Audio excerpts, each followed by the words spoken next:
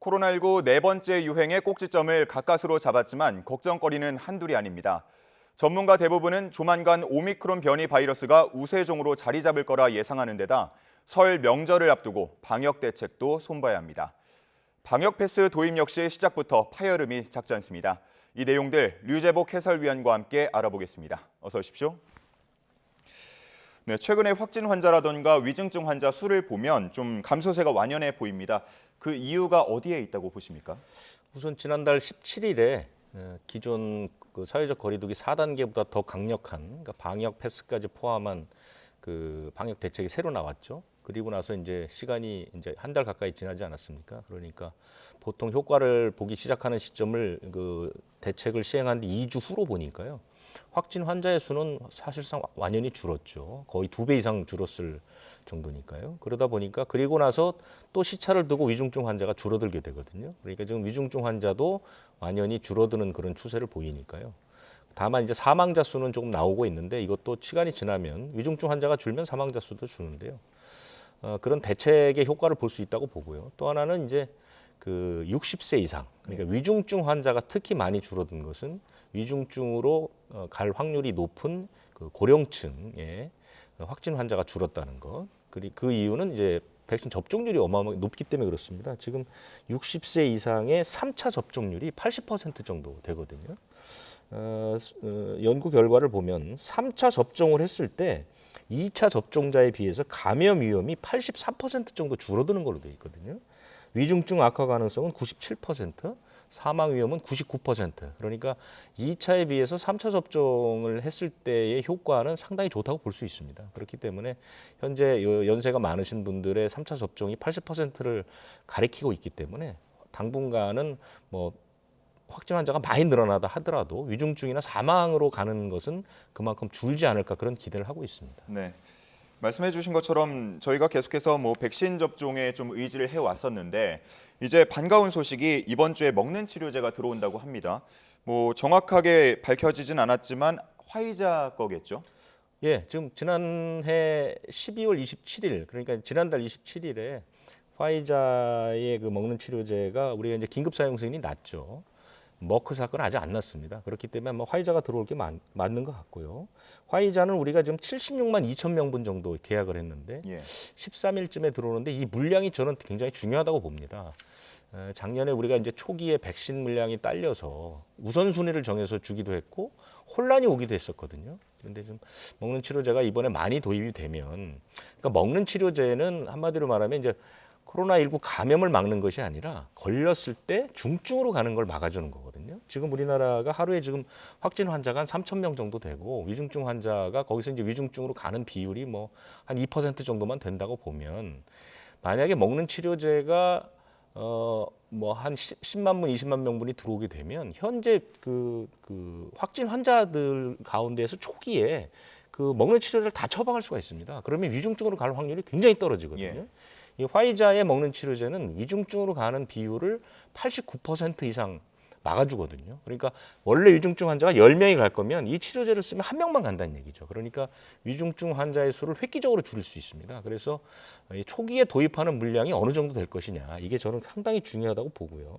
박스로비드라는 이 약은 6알씩 5닷새를 먹습니다. 그리고 중요한 것은 증상 초기에 먹어야 됩니다. 그렇기 때문에 증상이 난다고 생각되면 바로 이 약을 먼저 먹는 것도 상당히 좋은 방법이거든요. 근데 역시 물량이 많으면 어느 정도의 그 운용의 묘를 살릴 수 있는데 물량이 너무 적게 되면 또 그것을 가려내야 되거든요. 그렇게 되면 시간이 지나고 그래서 이번에 들어오는 물량은 굉장히 중요하다 이렇게 봅니다. 예. 화이자가 계약분이 76만 2천 명분이라고 하셨는데 전량이 다 들어올 가능성도 있습니까? 그렇게까지 들어오지는 못하고 왜냐하면 지금 전 세계가 이 먹는 치료제를 확보하기 위해서 사실 총력전을 벌이고 있거든요. 우리가 지금 100만 명 정도 선구매한 거 상당히 선방했다고 볼 수 있습니다. 그렇기 때문에 한 번에 그렇게 들어올 수는 없지만 하여간 조기에 순차적으로 좀 최대한 많은 물량이 들어왔으면 하는 바람입니다. 예. 이런 상황에서 가장 이제 우려를 낳고 있는 건 역시나 계속해서 오미크론 변이일 텐데 지금까지는 10% 미만을 차지하고 있지만 조만간 우세종이 될 거란 지배는 계속해서 나오고 있습니다. 하루 확진 환자가 2만 명도 넘을 수 있다 이런 전망도 나온다고요. 그 오미크론은 대개 10%가 되기까지는 약간의 시간이 걸리는데요. 10% 정도가 넘어가면 그때부터 빠른 속도로 이제 늘어나게 되고 전 확진 환자의 50% 정도가 이제 한 그 변이 바이러스가 나오면 그걸 우세종이라고 얘기를 합니다. 근데 우리는 아직 10% 조금 못 미치는 수준인데 곧 들어가게 되면 아마 이달 말이나 다음 달쯤에는 우세종이 될 것 같고요. 그 하루 환자 2만 명은 여러 가지 이제 가정의 수를 둔 건데요. 담당하는 그 전문가가 한 거를 보면 오미크론 변이가 델타 변이보다 전파력이 한 4배 정도 높다라는 것을 가정해서 예. 현재 거리두기를 유지하면은 1월 말에 한 12,000에서 14,000명 정도. 오미크론이 이제 변이가 변수로 작용한다면 그런데 우리가 지금 현재 영업 시간이 밤 9시 아닙니까? 예. 근데 그것을 10시로 1시간 늦춘다. 그렇게 되면 18,000명 정도가 될 것이다. 이렇게 되고 영업 시간은 그대로 두는데 사적 모임을 8명으로 풀게 되면 10,000명 정도가 될 것이다. 이런 이제 예측이 나왔거든요. 그러니까 영업 시간을 푸는 것이 사적 모임 인원 제한을 푸는 것보다 훨씬 더 그 전파에 유리하게 작용한다. 이런 얘기가 나오거든요. 그러니까 어차피 우리가 이제 백신 접종률이 높고 먹는 치료제가 들어와서 상황이 이제 안정됐을 경우는 점차 이제 일상 회복으로 갈 때 참고할 만한 내용이 되는 것입니다. 그런데 오미크론 변이를 고려하지 않게 되면 뭐 한 10,000명 이하 정도가 예. 나올 것으로 보는데 이것이 이제 3월 중순쯤 돼서 2만 명도 넘을 거다 이런 얘기들이 나오기 때문에 사실은 지금 앞으로의 여러 가지 경우의 수가 있다는 것이고요. 그 다음에 먹는 치료제가 도입되면은 한 15%에서 55% 정도까지 줄 수 있다고 지금 얘기를 하고 있거든요. 예.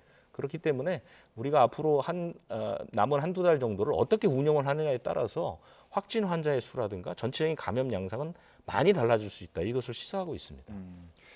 오미크론 변이가 우세종이 될 거란 얘기가 뭐 이전부터 계속 나왔고 또 한 달 정도 국내에서 이제 발생이 된 지가 지났는데 아직도 10% 미만인 걸 보면서 이거 뭐지라는 생각 가졌던 분들 계실 겁니다. 근데 10%가 넘어가면 이제 좀 빠르게 확산을 하는 거군요. 그렇습니다. 네. 예. 이렇게 되면 이제 아무래도 의료 체계 감당 부담이 좀 커질 것 같습니다. 검사 방식이라던가 진료 방식을 바꿔야 한다. 뭐 이런 지적도 나온다고요.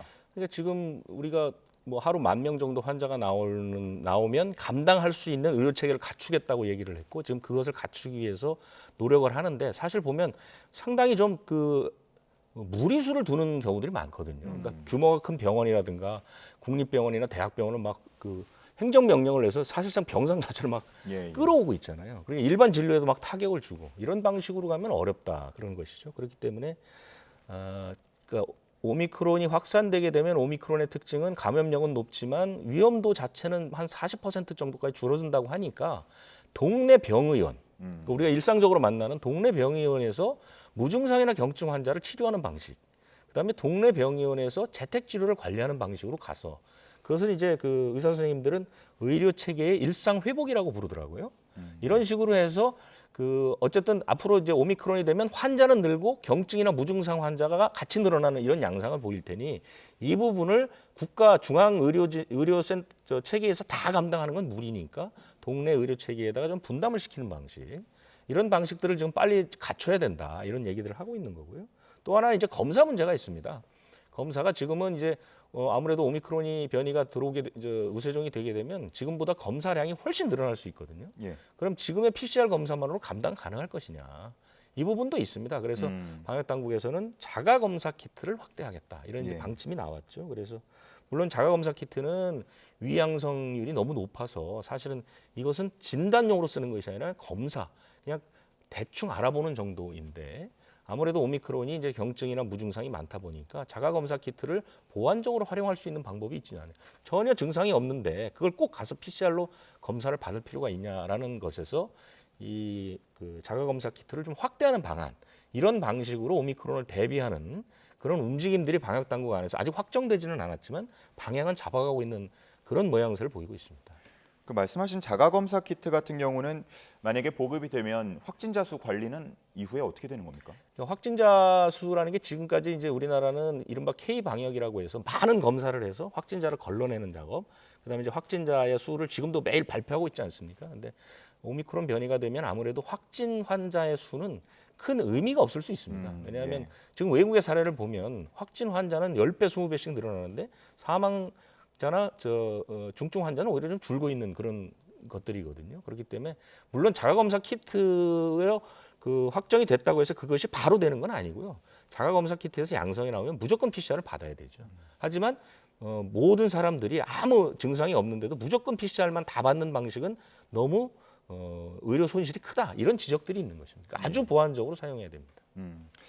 이제 내일부터 또 변화가 생깁니다. 백화점이나 마트 같은 규모가 큰 상업시설에도 방역 패스가 적용이 되는데 반대 움직임이 워낙 거세다 보니까 방역 패스 해제, 또 예외 시설 확대 이런 것들에 대한 방역 당국의 언급이 있었어요. 그렇습니다. 그러니까 지금 이제 문제가 되는 것은 학원 문제가 있었죠. 예. 학원은 이미 이제 그 가처분 신청이 받아들여졌지 않습니까? 지금 이제 학원 문제가 있고 백화점이나 대형마트는 사실은 이게 필수 시설이거든요. 그렇지 않습니까? 우리가 식당 같은 것도 마찬가지 아닙니까? 사람들이 밥을 먹어야 되고 물건을 사야 되는 이런 필수 시설인데 그리고 실제로 백화점이라든가 마트의 집단 감염이 그렇게 많지 않았습니다. 예. 그런데 형평성 문제가 제기되니까 이제 정부가 덜컥 그 방역 패스를 적용을 하기로 했는데 이 부분도 상당히 논란이 많고 이미 소송이 걸려 있습니다. 그런데 일단 방역 당국으로서는 당장 내일 시작하는 방역 패스 적용을 지금 물을 수는 없으니까요. 일단 적용을 하게 되는데 물론 유예 기간이 일주일이 있습니다. 그래서 뭐 벌금을 내는 거나 과태료는 일주일 뒤에 되는 것인데 방역 패스 문제는 워낙 이제 사람들의 기본권하고 이제 충돌이 자꾸 되다 보니까요. 방역 당국에서도 이것이 방역 패스는 영구적으로 항구적으로 가는 게 아닙니다. 외국도 다 기간이 정해져 있습니다. 5개월, 6개월 이렇게 정해져 있거든요. 그러니까 우리나라도 방역 상황이 호전되면 바로 풀겠다는 것이죠. 거기에 이제 조금 구체적으로 나온 것이 3그룹이라고 그래서 예. 우리 이제 다중이용시설을 1, 2, 3그룹으로 나누지 않습니까? 그중에 가장 위험도가 낮은 그러니까 뭐 학원, 영화관, 뭐 공연장, PC방 이런 곳부터 방역 패스를 풀겠다 이런 얘기들이 나온 것이고요. 아마 그런 방식으로 갈 확률이 높다고 봅니다. 그건 당연히 그래야 되는 것이고요. 그런데 어쨌든 지금 문제는 지금 학원으로 촉발된 그 이른바 필수 시설의 방역 패스 문제는 앞으로 상당 기간은 더 시끄러울 가능성이 있습니다. 예, 뭐 그렇게 된 걸 보면 아무래도 학원이라던가 이런 곳들의 방역 패스 적용과 관련한 법원 판단이 좀 주목을 많이 모았기 때문이라고 볼 수 있겠는데 같은 자료를 두고 판단을 했을 텐데 법원하고 방역 당국하고 이렇게 시각차가 나타난 이유가 뭡니까? 그 부분은 방역 그 전문가들께 여러분께 여쭤봤는데 사실 이제 의학적 측면에서 보면 납득이 잘 안 되는 그런 판결이 나왔다는 그런 반응들이 많죠. 그러니까 문제는 뭐냐면 12월 2주차 지난해 12월 2주차에 백신 미접종자의 감염 비율이 0.15%고 접종자 감염 비율이 0.07%였습니다. 그러니까 법원에서 볼 때는 0.15%와 0.07%가 이게 유의할 만한 그 확진 비율이냐 아니라는 거죠. 이게 너무나도 적게 뭐 100명 중에 1000명 중에 7명 나오는 걸 가지고 이걸 가지고 무슨 유의미하기 때문에 백신 패스를 적용해야 되니 많으니 뭐 이게 법원의 판단이고요. 예. 방역 전문가들은 당연히 그 단순한 퍼센테이지만 놓고 보는 것이 아니라 0.15와 0.07은 2배 차이가 난다는 것이죠. 그러니까 백신 방역 패스를 적용했을 때와 적용하지 않았을 때 확진 비율이 2배 차이가 난다는 겁니다. 그러면 방역 패스를 썼을 때 54%의 감소 효과가 있거든요. 근데 이 정도의 감소 효과를 보는데 방역 패스를 적용하지 않으면 안 되는 것 아니냐 이런 시각차가 있는 겁니다. 그런데 예.